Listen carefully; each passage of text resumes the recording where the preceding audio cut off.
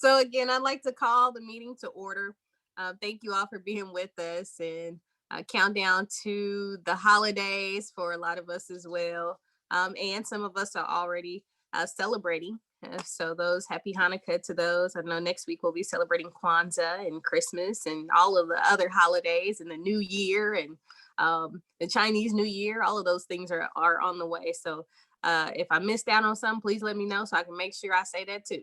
But otherwise, thank you all we appreciate your being with us on this day. So as I look for my other report, that's basically what I was saying earlier, because y'all know I got to give this spiel about the meeting. So I'm going to look for that. I forget it every month. So I'm going to look for that again. In the meantime, I will ask that we move on to item 2, which is the welcome from our co-chairs. Ladies.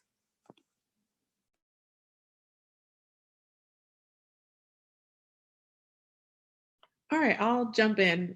Oh, sorry, Maurice, then went to reach. Okay, so thank you all so much. I know this was an extra meeting, but I hope that given some of the working reports that we got, that we can make some progress, or at least we'll leave the meeting in the headspace that we're moving forward towards progress. For those that maybe joined the call late, David already did ask for the data from the case studies working group to be presented as a Excel spreadsheet. I will work on that and get that out to you all as soon as possible.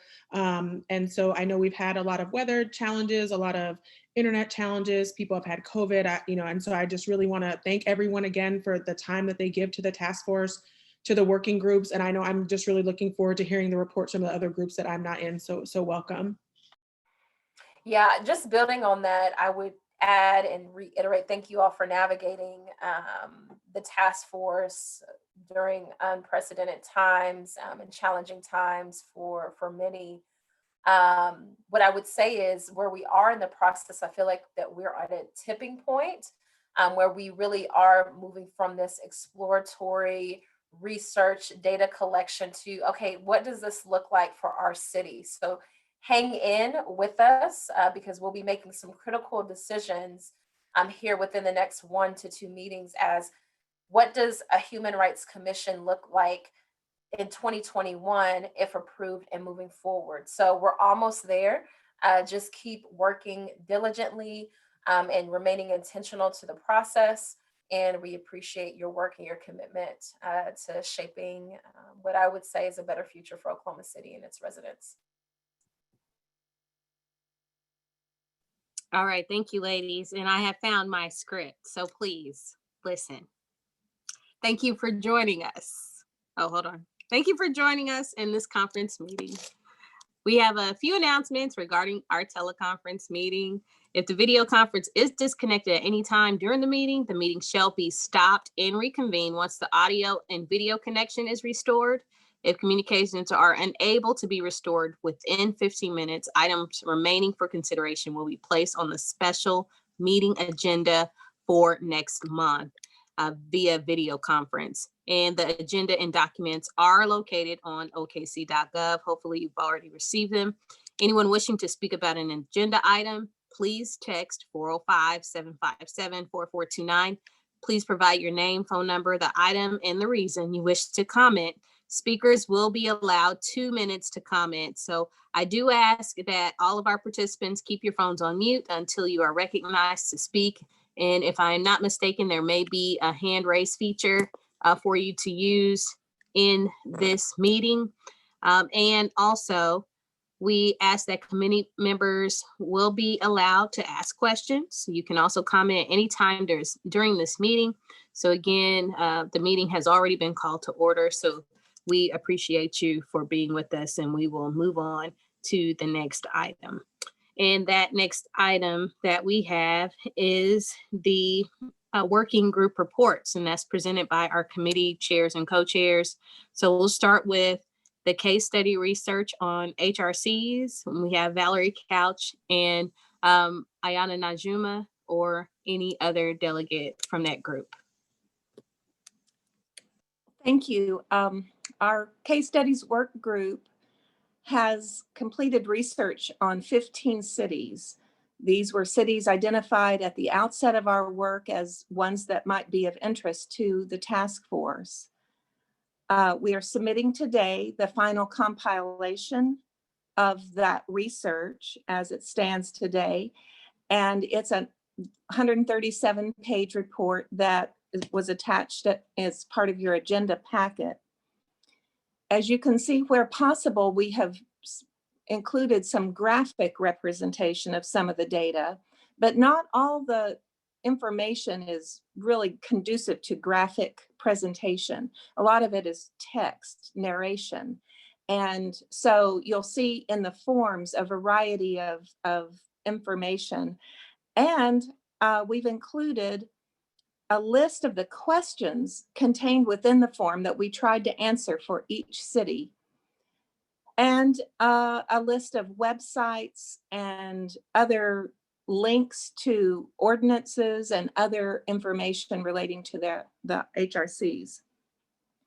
Not all the information that we saw was actually available for each city. So we ran into a great variety of communication styles. Some is very, very limited in terms of posting information or giving us access to reports, and other is very robust. So you'll see, if you work in the content of the report, a big variety of not only information availability, but also structure, budget, just all kinds of varieties. And we're hoping that this will be a good working resource for our task force as we figure out, as our co-chairs are telling us, what should an HRC for Oklahoma City in 2021 look like?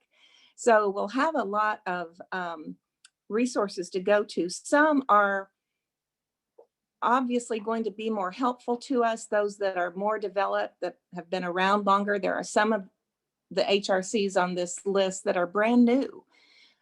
Some that are advisory only to the city council or mayor, and some that are robust city departments with a big budget and staff and very, very well-developed communications system with the city. So I think as you work with this resource, you'll find a huge variety.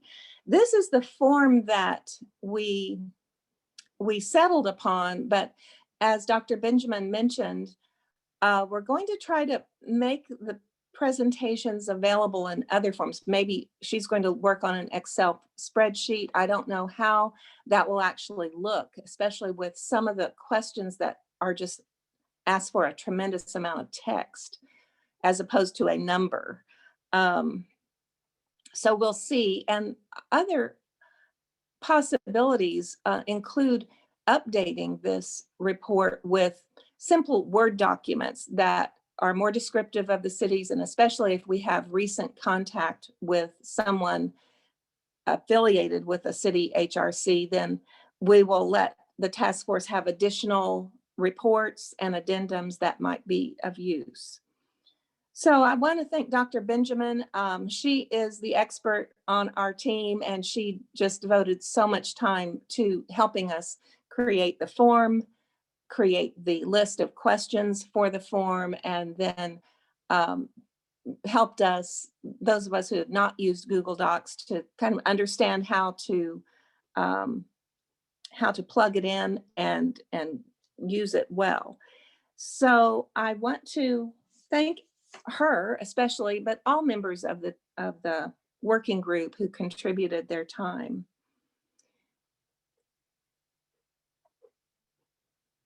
I wonder if anyone has any questions. Are there any questions? I do have one, if you don't mind. I know last month I asked probably the same question, but I'm curious to know, as far as now in this different piece of your research, what cities have surprised you, or what cities do you think would be best to compare as far as what we would like to see for Oklahoma City? And I mean, you can be biased, you don't have to, or if you pick two, that's fine too. Well, I think every member of our work group that's worked on this probably has some different views, but for myself, the ones that really I felt like I learned a lot from were Lexington, Kentucky, which has a very well-developed HRC. It's been in place a long time. It's a city department. It's got a very significant budget and a staff of about 24 people with an executive director. It's really what you would hope for, I would think. St. Paul, Minnesota also has a very interesting HRC and well-developed. Richmond, Virginia has a brand new HRC, but it's advisory only, has more limited powers. Cleveland is also new. It was established in 2018, and it's actually embedded in the city's law department. So there is interest. If you all might just peek into the report and look at the list of questions that our form addresses, toward the end of, you can see we start with basic information and then try to provide a lot of detail to the extent it's available to us. But toward the end, I think we have questions that allow the researcher to describe what it is about the city that might be helpful. Now, some were surprisingly unhelpful, like Lawton has an ordinance establishing an HRC, but apparently no one at the city knows about it. It must be a non-functioning commission that does have, there's an ordinance for it, but no one was even familiar with it that was contacted. So El Paso, Texas is also kind of like that. So you'll find some that you can immediately check off the list as not going to be helpful. I know that I talked to Ayana. She's been in touch with people in Dallas, and they're getting ready to make a lot of changes to theirs. So as we get more information about that, Ayana might provide us with an additional report. So there's more to come, but this is the basic document.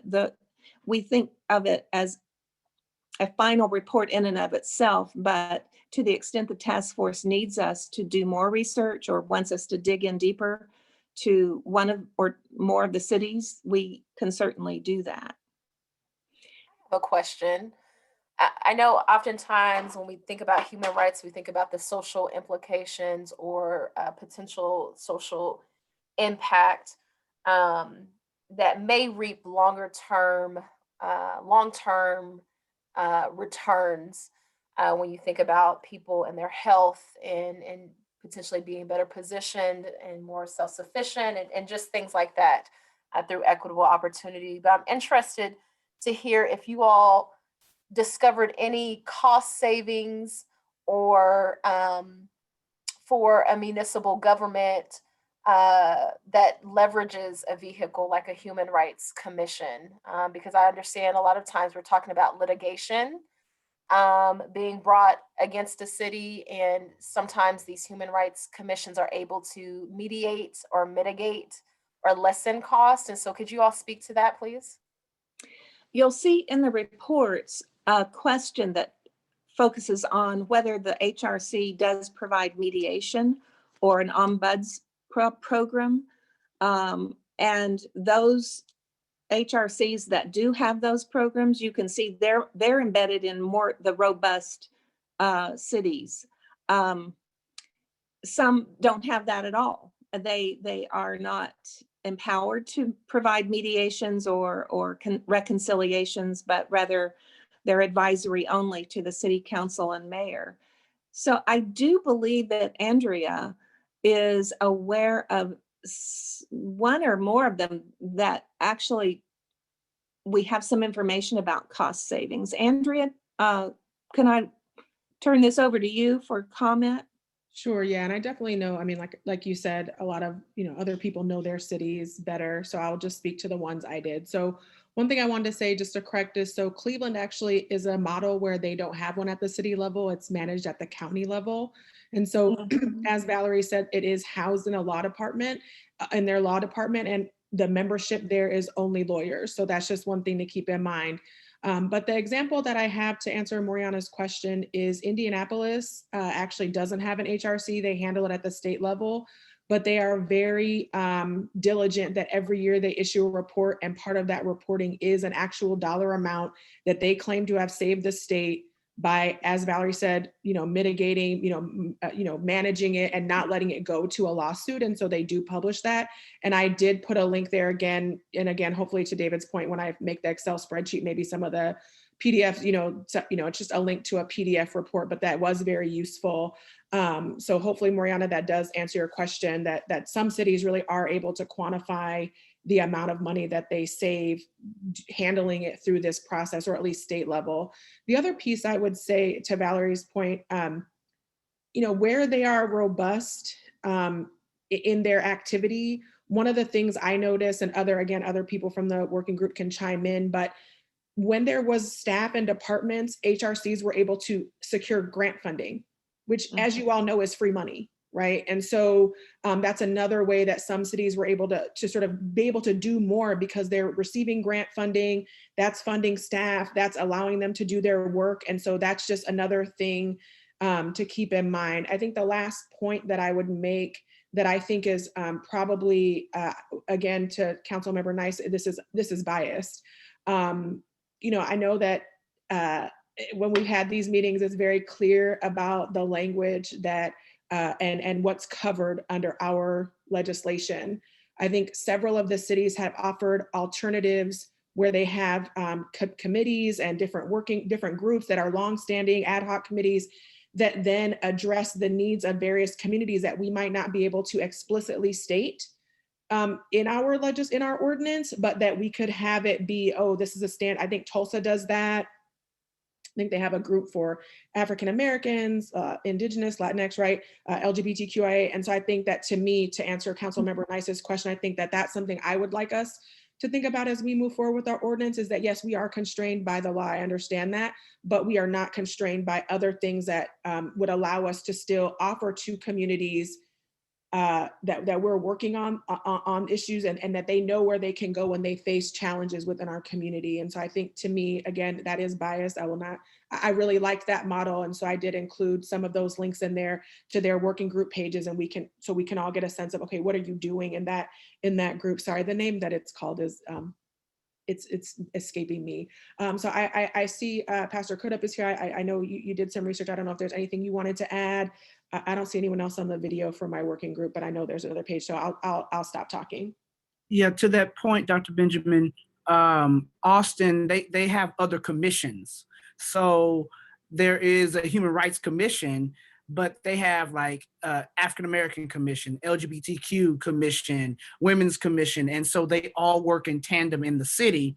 Sometimes they share reporting, sometimes they present together, but that was the way that they got around the language of the law. And that was also the way they kind of bolstered making sure that people who had particular issues could go to the right commission that could put all of their time and energy to fixing those problems. I just had a quick question, right quick. The cities that you guys surveyed, are they comparable in size to our city? And if so, did that have any bearing on how active or robust their HRC was?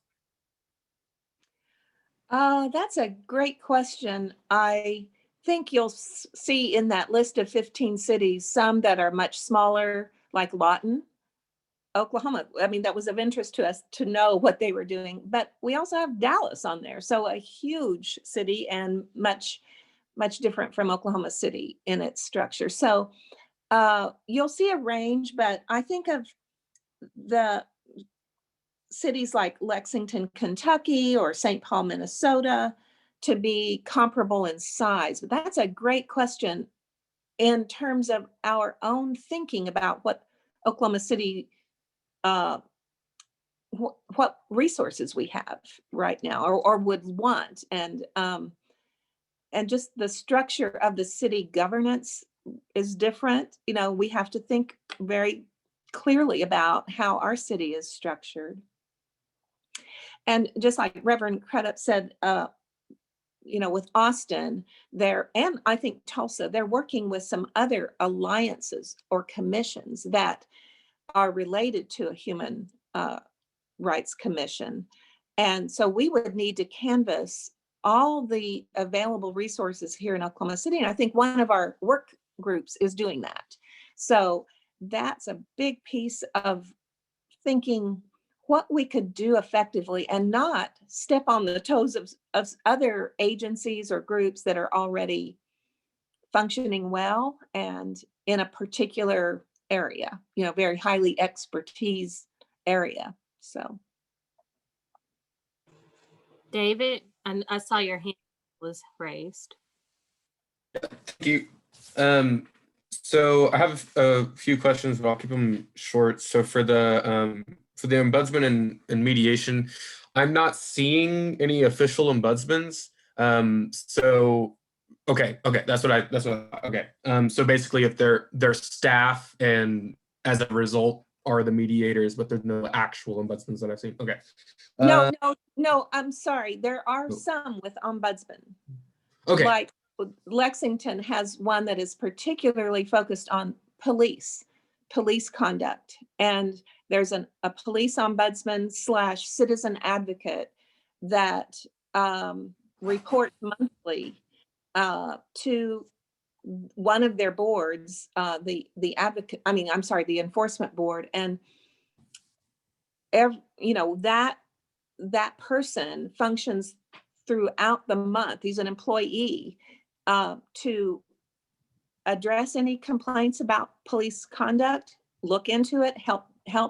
If the citizen wants to submit an affidavit or a complaint, they help them do that. And they also are a liaison to the police department. So it's interesting that's a very good point of differentiation for some of these that are more involved in the police conduct issues and those that are not at all. Okay, thank you. And then with that, I'm not seeing anything about screening methodology right now still. Did you guys see any of that yet as far as how, or I should say, if they attempted to screen as far as like staff trying to screen versus, you know, the committee? And then with that, how did they choose to go about that? Because that part's still really gray right now. Once you start reading the individual city reports, I think you'll find some information on that. And yes, like with some of them, I remember there was screening through the city staff. Okay. You know, and then those complaints that that did move forward were addressed by the commission after some initial investigation and screening by the staff. And with the screening, did the staff, I mean, I assume that they did through the mediation, that was more informal, but did the staff were they ever like the resolving people and then it only went to the HRC upon appeal, or how did that work? I think it works in different ways. That in some, there's a very early informal resolution, but others take more time and more process to move through their system. Some have very adjudicatory kinds of processes. It's more like you present evidence, you can present testimony. And some of those actually have a judge who's the chair of that part of the commission. Others, though, don't do any sort of adjudication. It's all an informal effort to conciliate, reconcile, resolve by agreement, which I think adds a tremendous service to the city. we already have adjudications, through our courts. So this is something that I feel sort of more biased about. I really believe in the value of mediations and reconciliation processes. I think we don't have enough of those processes. I hope we move in that direction. Thank you. And then here's my last one. I see where we have like the membership numbers, and I see where we have the protected classes, but I'm not seeing actual membership criteria. Is that in there? The membership of the commission? Yeah, so like for an example, like we must have, like in any of them, Yeah. like we must have, a certain amount of people of color, a certain amount of people with disabilities, et cetera. Okay. The ninth question is appointment criteria. That is how the members are selected. Sometimes there's simply a statement that the mayor will appoint and the city council will confirm, something like that. Or could be more structured, like one commissioner must represent a certain demographic, others, sort of filling slots that are very particular. So you'll see a variety of approaches to that. Okay, thank you. And then one other common way is like each ward member gets to appoint a commissioner. So that's where the governance is stronger with the city council rather than the mayor, where the city councilmen actually appoint. Yeah, the only one I would say is different, David, and again, I'm trying to figure out, I'll get you the Excel spreadsheet so you can just run it down. But Tulsa, again, because of the way they set theirs up, because I think people have to be serving on one of those 5. So like the commission that's for African Americans, I think that person then, someone from that committee then serves on. So there's a certain number that, and I think that's how they get their demographic representation, because those 5 committees are already diverse members of the community, and then they are automatically appointed. And I think the rest of them get appointed by the mayor somehow. So that's just another model. But again, when you see the spreadsheet, you'll be able to just run it down from that question. Yeah. Thank you. This is Ayana. As it relates to Dallas, it's kind of interesting. It does come from recommendations from the city council, but anyone that can be appointed if they have not filed a suit against the city, if they've not committed any if there's no ethical violation, or if there is not a pending litigation against the city, they can be approved for appointment. Which is, kind of loosey-goosey when you really think about it.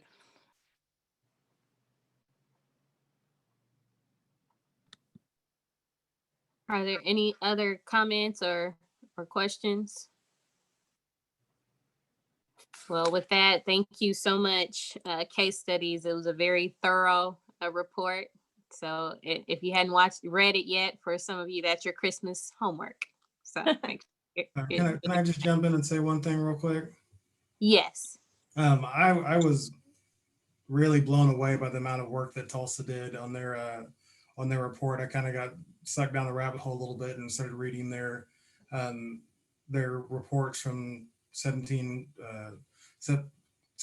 19, and 20, and it's just a colossal undertaking that they took on, and I'm not sure as to what they were able to do with that, because if you look at the quality indicators that they used, which I thought was a very cool idea and a very good system to measure the progress being made, but I don't know how they were able to act upon that. I didn't find that there, but it's very, it's kind of daunting reading Tulsa's to see the amount of work that can be done, but I don't necessarily agree with the way that they appointed their councilmen or council people, because you have to be a member of one of these 5 groups, and then I think the 4 at-large members were picked by the mayor, whom is already strong enough. So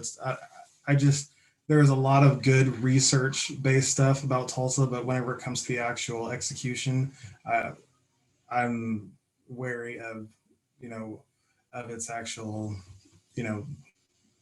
structure, I guess. That's all. And I would say, excuse me, I would say that's a valid concern of that structure, based on right now how some of our boards, commissions, and trusts are, how they are, and even some of the work that you can get done and some of the work that you can't. So I think that's a very viable concern.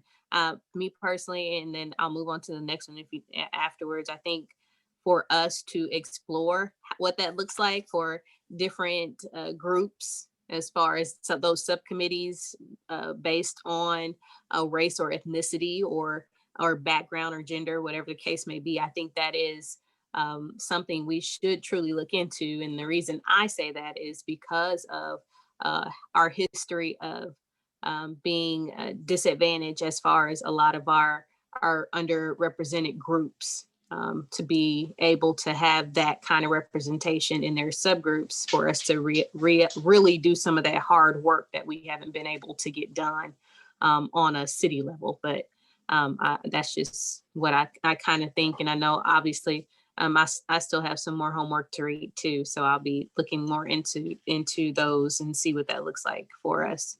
Yes, David. So this is just a point of inquiry for what you just said. So kind of to that, so what you're saying is that we could sort of have under the HRC umbrella, we could have our diversity guaranteed in throughout our committees, and then from there, each of the actual HRC members would then have to be someone from those committees. In that way, it allows us to get that diversity that we want in the full group without, getting into any, potential political issues, if you will. Yes, but obviously Okay. that would be at the will of the Yeah. majority if that's what we decide to Okay. do. So, but that is, that's obviously a consideration that we can all look into to see if that's something that we would like to explore. But just for myself, and I know maybe Councilwoman Hammond can speak to that. I feel as if a lot of our underrepresented populations in our city are not able to be at the table. And the reason I say that is because we are in a system, and it's just anywhere, obviously, we're in a system where folks will appoint people they know or people that other people know instead of people that we know can do that type of work or are experienced in those things. So I think it's important for us to really look at just some of those efforts. And even with that, it's still going to be a little hard because a lot of times we're all biased just in the people we know, and we know that people that we know certain things. So it's just being able to be open and looking into those different pieces of this puzzle for that. Dr. Benjamin. Sorry, yeah, thank you, Councilman Rice, and also David, because I think that does bring up a really important point, and I'm pretty sure we asked about it, but when does the HRC meet? I think that's also something that's really, can really be prohibitive for some people. I have a very flexible job, but if you want to meet when I have to teach my class, I will not be able to be on the commission. And so when we think, again, these are just things to think about for us to make a decision, as Councilmember and I said, to do our research. But if we want an inclusive board, 10 a.m. on a Tuesday, ain't it? People have to work, right? And so even 7 p.m. on a Tuesday, people have kids, right? I mean, I think we, again, and you can see some cities we meet every third Wednesday at 2 p.m. That's just when they meet. And then that we're saying you have a flexible job, or you have a job where you can get time off, or you're retired. And so again, I think it's something we should just think about. So I just want to say it out loud that also, if we have any stipulations about how often or when the commission were to meet, we should try to think about how can we make that timing also inclusive to those who maybe work swing shift or have just different jobs, or just listen, just maybe their shift is variable. I don't know. So thank you for that. Yep. And with that, I think that kind of rolls us into the policy and legislature. So David, if you would like to kind of roll into what we have. I know we weren't unable to meet, and it's basically because of all of our other groups. But I know there's still work that others have been doing, and that's Gabriel Morales and David Hall. Yeah, so for ours, we're just waiting on this stuff. So we got it now. So it's just a matter of us sort of sifting through, I think, more on the duties and powers more than anything. But the hope tonight, crossing my fingers, is that we can at least get some general numbers to go with. That way we can actually have something legit to send over to city staff. As far as it relates to at least membership terms and term limits. So it doesn't have to be like a hard, we're going with this, we're not changing, we just need numbers at this point, so we can actually have something official. But other than that, I think this document is going to be great. There's, I think for the most part, you guys were very thorough, and I think I'll probably just have a couple questions that we'll need, but I mean, they're more like things that we need on the legal side, not things that, we would have in there. So I mean, we're good. So thank you guys for your hard work. Well, that was a short presentation. Hi. Anybody have any questions for the policy and legislature committee? Okay. We will move on to before I do that, I do want to say, for those who had not met Bruce Alexander yet, he was originally on our policy and legislature subcommittee, and now he is our newest task force member. So we do appreciate him for saying he wanted to be further engaged, and we're so happy to have you. So I wanted to make sure I mentioned that. We'll move on. Dr. Marcia Dempsey Heron, we have C, which is our status of human rights in the city, data collection and analysis. Hello. So can you all hear me? Yes, okay. I'm having some spotty internet problems, so I apologize for that. On the data and analytics team, what we have been doing is sending out a form to everybody who was supposed to be working on the various aspects of the Tulsa, they will be ours, the equality indicators. And so last time we talked, it was really about refocusing our group on what is human rights and how can your human rights be violated? And so we just took a general look at what people say human rights are. And some of those things are the right to equality and freedom from discrimination, the right to life, liberty, and personal security, freedom from torture and degrading treatment, the right to equality before law, the right to a fair trial, the right to privacy, freedom of belief and religion, and freedom of opinion. And then we're starting to diagram those rights according to the areas that we've been looking at. And so we came up with some economic, social, and cultural rights. And so that is the right to work in just and favorable conditions, the right to social protections, to an adequate standard of living, and to the highest attainable standards of physical and mental well-being, and to the right to education and enjoyment of benefits of cultural freedom and scientific progress. And one of the reasons why we were adapting from just those general thoughts about human rights is because it's so easy to violate those human rights, right? So if your human rights could always be violated, it would be difficult to do anything.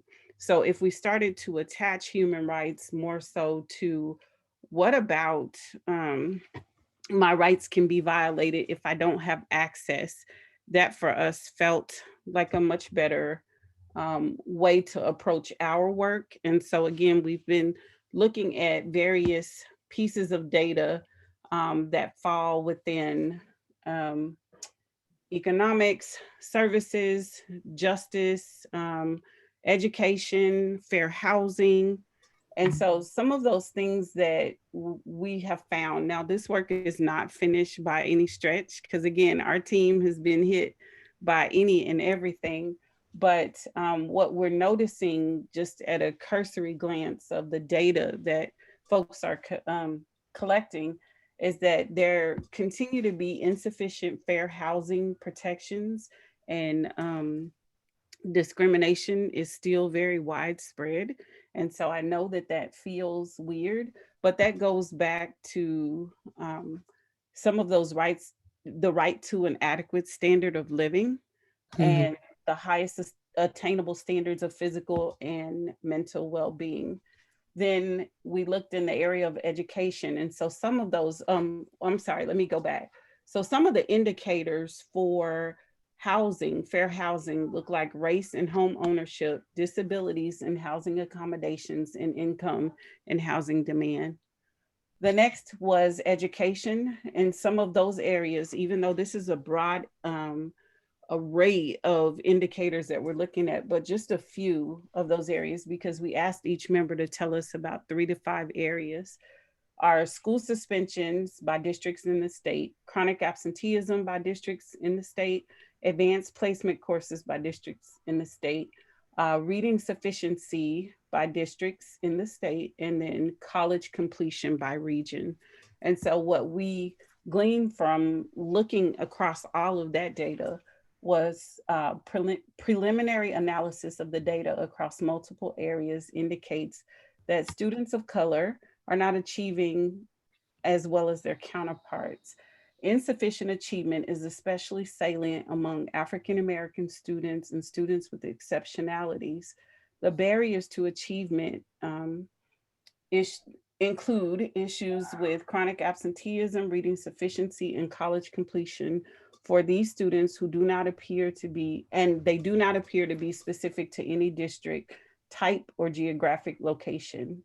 Data suggests that there is a relationship between many of the variables that could explain how one is contributory to the other.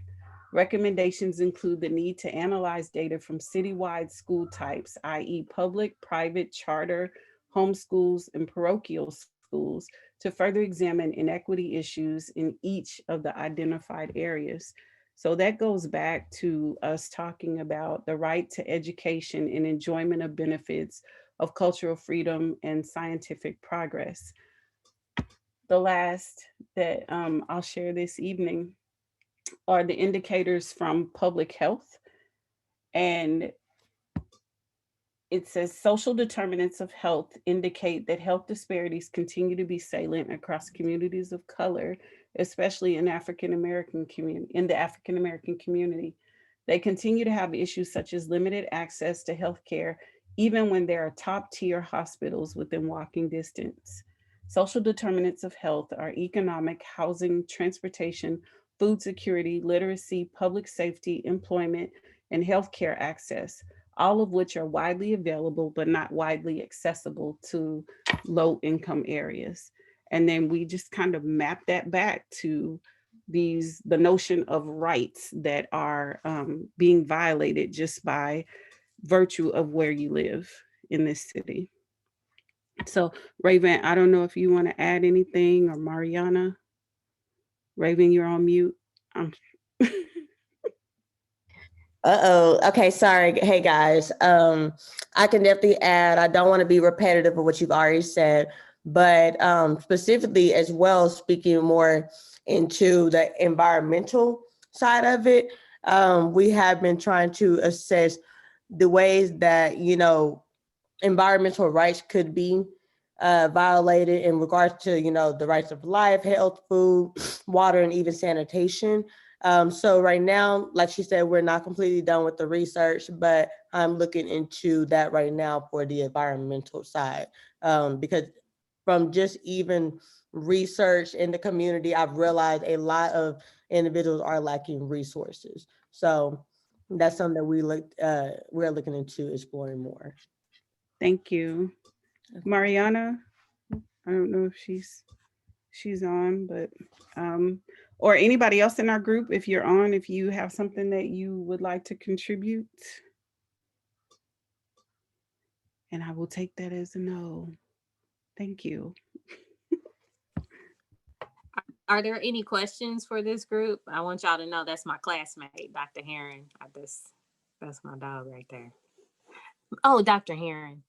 So I think, and to your point of what we're looking at, this is excellent information. And I know we can all attest as far as I know people, a lot of us will want to say this is strictly African American related, but there are so many different pockets within our city that we overlook all the time that are lacking resources, that are lacking all of these things that you all mentioned, that we're still working through to ensure that those voices are heard. So that's always going to be the difficulty when we're looking at just the data that you all are bringing, and even being able to ask the questions to the people that we know can really speak to the major concerns that are in their own household, when we know a lot of them are trying to survive. They're trying to work, they provide for their family, and they're unable to take that 2-minute time period to answer a survey or a questionnaire. So we appreciate all the work that you are doing.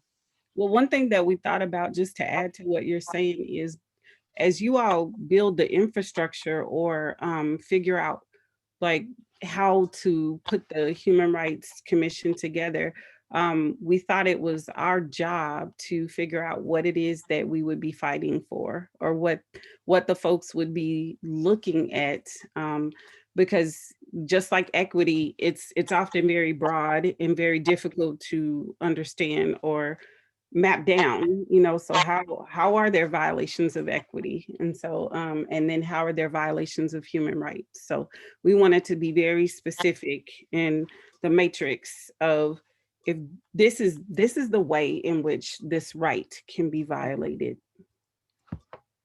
100%. I had a question. Yes, ma'am.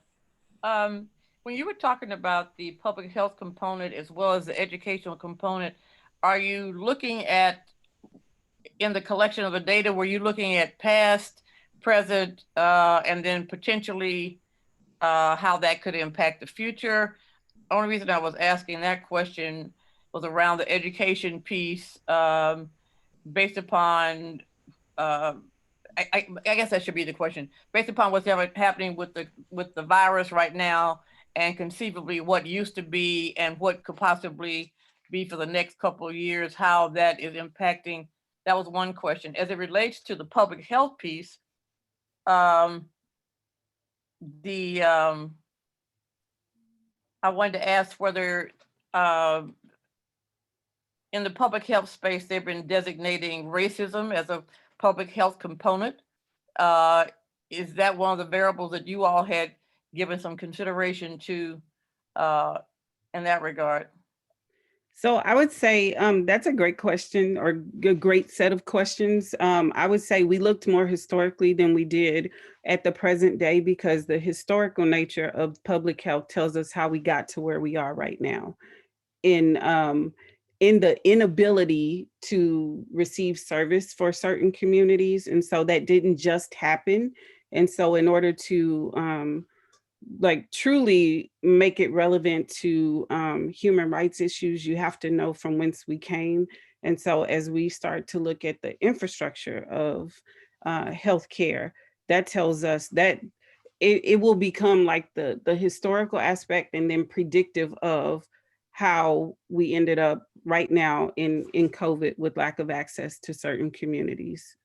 So, and then hopefully, by figuring that out, and attaching that to violations of human rights, as those things come up in the future, and the commission is looking at those things, maybe, the structure will start to get fixed, and these things won't. Find one area. Did you find one area more prominent, or more that got more of your attention in terms of answering the question that you had designated for yourself than another? Not right now, I would say not right now, right? Because like, as we're laying this thing out, we're just kind of going through and looking at the indicators and then, but not necessarily ascribing meaning or anything to those particular indicators, but just, are they here? Are they present in the data? Do we see any trends across what we're looking at? And then if they do start to emerge in the trending way, then we can say this is one aspect that needs some attention. Is that like your question? In some regard, I was just thinking about a conversation I had with someone the other day that's an educator, and they were talking about the truancy component. I think you mentioned that, and that traditionally before the COVID hit, if a child was absent 15 times, then that's when the truant officers would go out and have a little conversation. Now that COVID is hit and everything is virtual, if the kid misses being online more than 3 times, then the truant officers are going out to their homes. So that's not accurate. And I know because I run the division that has attendance advocacy and truancy, and we're not doing any like punitive truancy checking right now. And so we're looking at the difference between chronic absenteeism and truancy. So as we start to evaluate, we're having attendance meetings right now within the district where we're checking the triggers, right? So if a kid is absent 3 times, what should be triggered and where should it come from? Should it come from the site? Because they don't generally get to my area unless they are deemed truant. And so as we're shifting even the thoughts about like what truancy looks like, even our partners in OCPD are switching their name from truancy officers to something more community related. So we recognize that in the COVID environment and moving forward, that there are some things that we need to do differently so that we don't get to 15 or 14 absences for a kid. But the trigger for chronic absenteeism is 10% of the instructional year that they cannot miss. And so we're looking at who's on track to miss that 10% and then putting in interventions or working toward putting in interventions to keep kids from reaching chronic absenteeism and then truancy. And I would like to chime in on that, because that was a good point, that even when I was a child welfare working in CPS dealing with truancy, a lot of that, I was always curious myself, why are we not looking at their living condition? Why are they even truant to begin with? What are some of the factors that come with it? You know, let's look at their living situation. Let's look at the resources they are lacking. You know, I always thought as a CPS worker, it was very unfair to deem these children as truant and, you know, having these consequences for things that essentially they couldn't even control, including their parents. So I do wonder, as we're doing this work, you know, what are some things that we can do to not only look at how human rights are being violated, but to also provide a solution and even some grace for people that cannot control, you know, their living situation or their environmental, I guess, status or conditions. Yeah, and exactly what you talk about is why we are in the process of switching the paradigm from punishment to advocacy and intentionality, if you will, for looking for our kids. We have some children that we haven't seen since March, right? And so it's not that we don't want them back, we do, which is why our partners in law enforcement are saying, let's shift what we do so that we're not going out to punish people for the conditions that they find themselves in thanks to COVID, but let's do one of welfare checking and wellness checking. And so we've also had meetings about community support and how to surround our folks. So for example, if the law enforcement officers do find children or families living in difficult situations, that is a contact back to us because we do have the homeless education program. But not only that, Pivot has now set up a pantry and a closet where officers can go and pick up resources and then take them back to the children. So we are, there's a lot of interagency collaboration that probably should have been happening that is like ramping itself up. thanks to COVID. So we're it all, like, to fix the structure of systemic practices, right, that were born out of systemic racism, you have to change the paradigm. And so those are kind of that's the route we're taking. Right, right. And thank you for all you do. Did I mention that was my classmate? Okay, I thought I did. Thank you, Dr. Aaron and the group. Appreciate you all.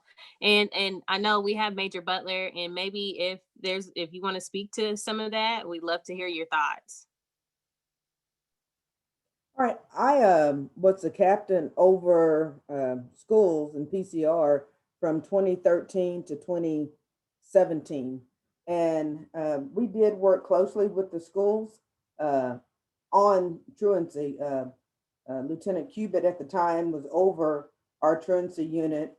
And, we really worked closely with the schools on trying to figure out what the causes were. And even back in 2013, we were, I don't want to say rarely wrote citations, but that was a very, very last resort.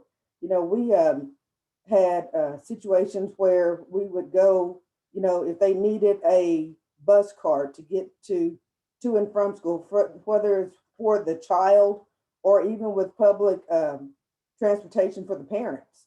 We worked with the schools and with the parents in finding different resources that they needed. Palomar has a whole lot of resources that, as they say, the wraparound services. So even back, in 2013 to 17, when I had those units, we were really working to, try to figure out what was the cause of this, of the truancy. Was it, do they not have somewhere to sleep? Were they, was there a hunger issue, clothing issue? I know myself and my lieutenants, one Christmas, we bought a whole lot of clothing, because kids didn't have the clothing. So there were just a whole lot of issues that were going on and continue that we are working on. And as law enforcement, we want to get away from enforcement in as far as making it punitive. We want to be more inclusive and helping with the schools and with the students, because we also understand that if a child is hungry, if they don't have clothing to wear, you have the bullying issues, that's going to create a learning issue. So we want to work with the schools to be inclusive and instead of trying to be punitive. Thank you. Dr. Benjamin? Sure. Let me just chime in for Moriana. She had a little technical thing, so she had to be on the phone, which now she can't get in. So I'll just say this. She just wanted to just highlight that she thinks like this information is really good, but also it's a good reminder for us to think about what, good transformative systems or community level work is already going on and how can we work together, right? So I'm glad I see people nodding, right? How can we work together so that even the work that we do is supporting that, and how can we learn from those best practices? So thank you for that good work, y'all. Can I share on that, or is my time up? Your time is up. Okay. But I will give you 20 seconds. I can't do it in 20 seconds. No, go. Okay, one good example of this is our routes to resources, right? And so it was featured on the news, but I'll tell you that this has really been a tremendous effort by the school system.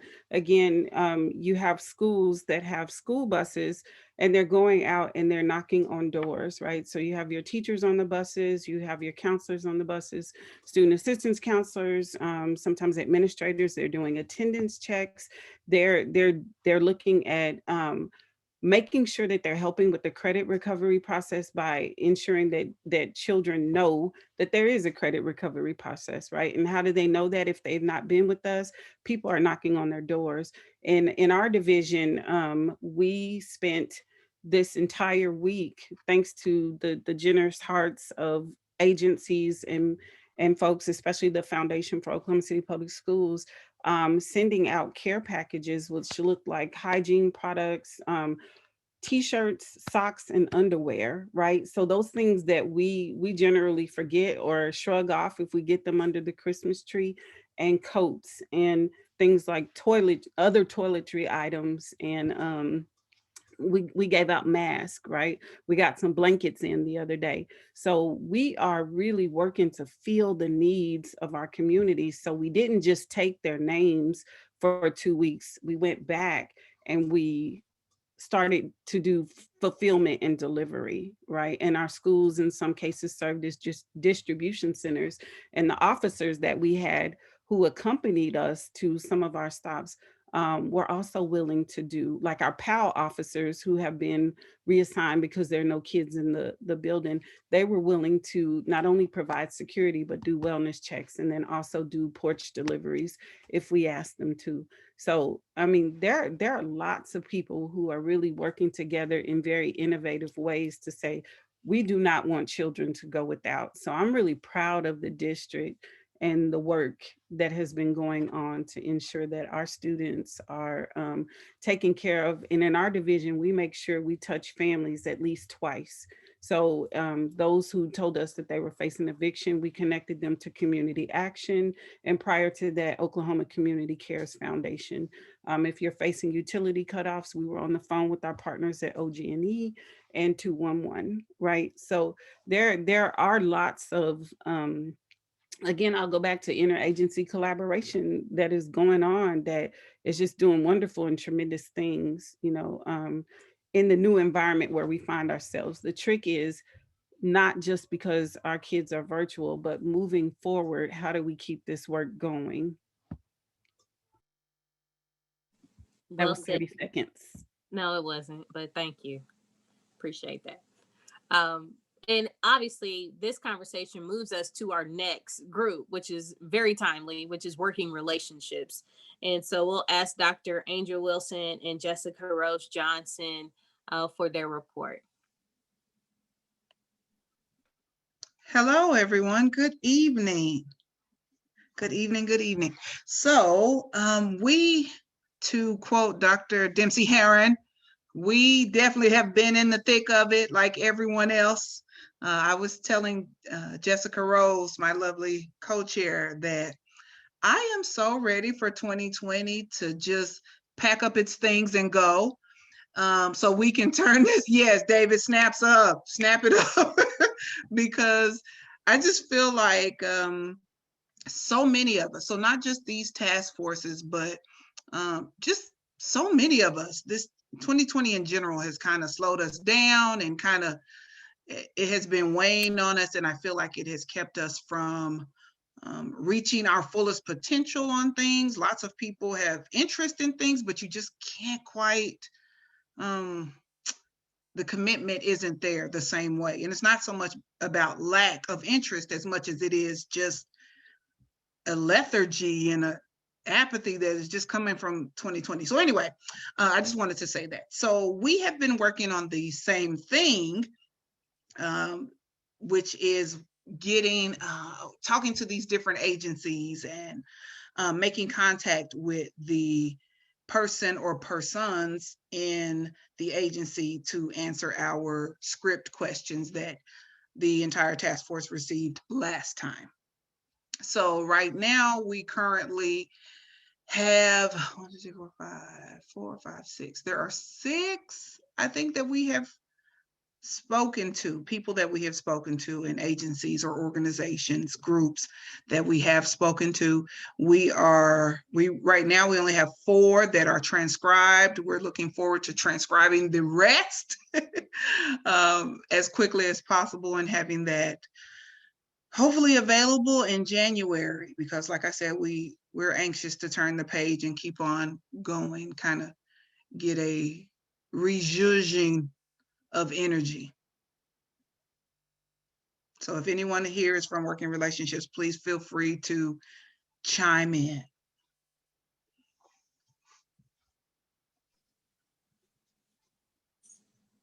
I like that, rejuvening. I know Rabbi Harris is going to say something about that. Yeah.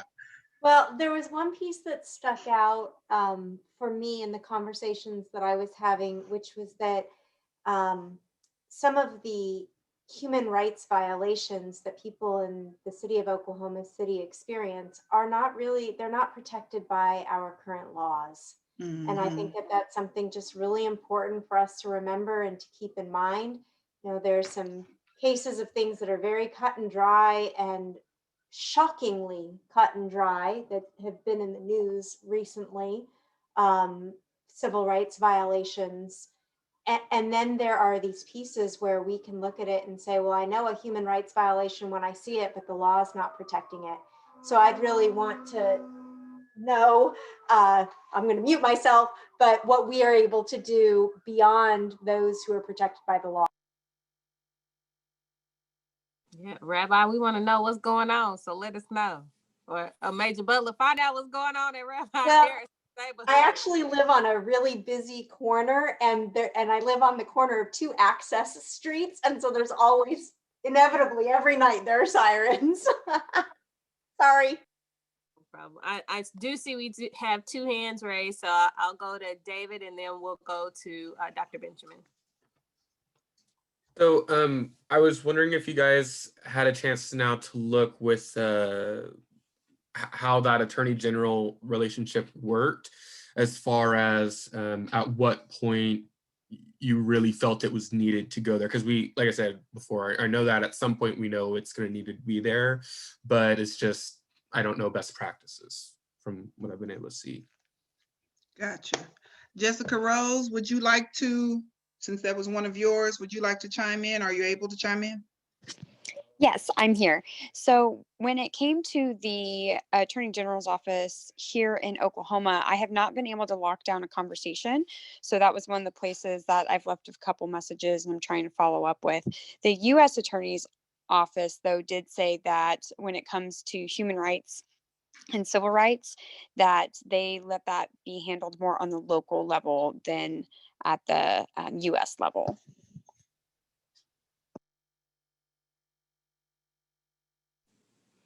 And Jessica Rose, if you need to, let me work on that to see if we can assist you in getting a conversation with the Attorney General's office, at least the young lady we spoke with that represents that the human rights portion. Is that who you were wanting to speak with? Yes, I've called a couple times and they transferred me and I left a voicemail. So I don't have the number that they've been transferring me to. I just have the mainline number that I've been calling. But yes, I would definitely love that if you have a direct contact to see if I can get in contact with them and ask our lovely questions we came up with. Yes, I'll work on that so we can make sure that you all can get those questions asked and answered. Thank you. I appreciate it. Thank you. Dr. Benjamin? Sure, thank you all. Again, this question is from Moriana, but do we have a sense, or is this part of, sorry, and I tried to look back on the agenda, but I couldn't find it. Do we think that these different entities will endorse the reestablishment of the Human Rights Commission? And is that one of the group's goals? Is that part of a question that you all are going to ask them? That's a good question. It would be, we're hoping that it would that it works in tandem, right? So yes, that we're talking to these entities and getting feedback that we can share out, but also being able to say, hey, we've talked to, this organization, and they all were willing to talk to us and share, because just like we've talked about, this information will be shareable, so that is them. I don't want to say giving an endorsement, because we know that that's not necessarily what it is. However, silence is not golden, because it will be published. So yes and no, Dr. Benjamin. Are there any other questions? Okay. Great work. Thank you so much. Working Relationships Group. Thank y'all. With that, we'll move to the next item, which is members to be heard. Are there any members from our task force that would like to speak? Okay, we'll move on to, David, sorry, missed you.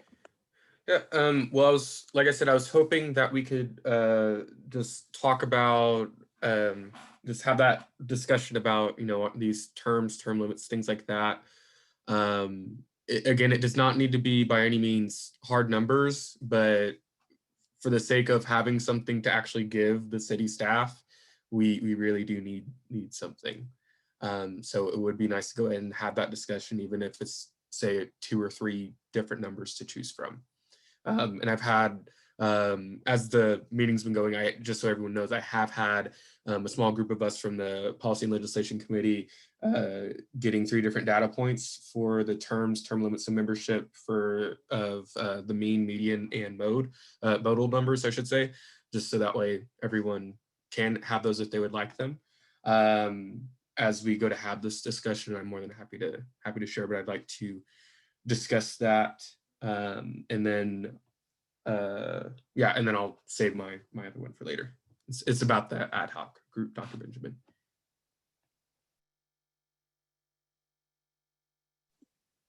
Any other comments from members? Okay, we'll move on to public comments. Has anyone signed up to speak for public comment? No one has signed up to speak. Okay, perfect. Thank you so much. And before I forget, I do want to continue to thank our city staff for all the work that they continue to do. And to you, Ms. Jane, thank you. Sharita, Ms. Rita, Jared, thank you. And also, if you all got the email on yesterday, that was compliments of Jennifer Green, who does the archives for our city with all of those history documents. And it was really cool to just peruse through all of those documents. And so that means obviously we still have homework for a lot of us. Yeah, I need to send that out, Councilwoman. I haven't sent it out to the whole group yet. I wasn't quite sure how to get those big giant documents all sent. But anyway, we'll get that sent out. Oh, only I saw it then? Yes, you're privileged. Well, trust me when I say you're going to be shocked and pleased at the same time. So happy reading to all of you. But thank you for that. Now, before I do let us go, and our next meeting is January 28th, 2021. Rabbi, will you do us a favor? I know I did give all the spiel in the beginning, but with us being a human rights, we are inclusive. So for those who are not familiar with Hanukkah, can you give us just some small comments? For, a lot of us we know what it is, we see the signs, but we aren't privy to how it's celebrated. So if you can give us a brief overview for those who are with us, just about Hanukkah, how it's celebrated, and then I'll talk about Kwanzaa if anyone has anything. I think this is what human rights is about. So let's talk about those things, and we'll be brief so you all can finish. And I already had my dinner, and so I'm sure you need yours, but we'll go there, and then we'll say our piecing and our blessings to each other. Sure. Yeah, thanks. So Hanukkah is a winter festival in Judaism. It is around almost 2,200 years old. It started in about the year 165 before the Common Era, and we celebrate it over the course of 8 days. On each one of the 8 nights of Hanukkah, we add an additional candle to what's called a Hanukkah. It's a particular kind of candelabra. I had one of my kids burning earlier because we're supposed to put it in a window and we're supposed to sit by the light. So I don't know what my family is doing out there, but I lit one here. And tonight's the 8th night, so it was all full. There's actually 9 candles. One of the candles is used to light the other ones. And each night you add another until on the 8th night, which is tonight, you have 9. There are various stories as to why we have this holiday, which range from remembering a great military victory where the Jewish people in Jerusalem were basically kicked out of our temple and unable to worship under Antiochus III under Greek rule, so great military victory, to a story about a miracle that in the ancient temple there was a light that was kept lit all the time, or at least at night, and we only had a tiny bit of oil that was kosher oil, olive oil, that could be used to light that menorah, and it took 8 days to make more oil, but that tiny bit of oil lasted for the 8 days. And then there's some other parts of it as well, but we also give gifts now, compliments of the influence of the North American Christmas culture of gift giving. So thank you for those of you who are Christmas observant for passing that along and teaching our children that they should get 8 nights of presents. Really appreciate that. And it's just a fun, hopeful time with really good, greasy food. Well, thank you for that overview. I think that was very timely, especially for the things that are happening in our city. I see we have been a lot more inclusive in celebrating it with what happened at Scissortail this past weekend. So again, this is what it's all about. And as far as Kwanzaa, just want to give you the theme for 2020. It is Kwanzaa and the well-being of the world, lifting and uplifting the 7 principles. And it's, I'd say, as far as the candle procedure, it's very similar in nature, where you light a candle every day. There are red, black, and green candles. It starts on the 26th of December, and there are different days for each day as far as those 7 principles. Umoja, which is unity, Kujichagulia, which is self-determination, Ujima, which is collective work and responsibility, Ujama, which is cooperative economics, Nia, which is purpose, and Kumba, which is creativity, and Imani, which is faith, which is the last day of, which is obviously January the 1st for those days. So I encourage you all to continue to let's celebrate our cultures, and let's celebrate other cultures as far as even as we continue to work through our human rights. Are there any other comments before we sign off? Yeah, real quick, I want to circle back to what David said. Of course, now my dog wants to talk as well. Oh, that's the dog. Yeah, he's a half wolf, so he likes to howl. I think we really need to just iron out a few numbers for our group to be able to progress a little further in our meetings. He's been quiet the entire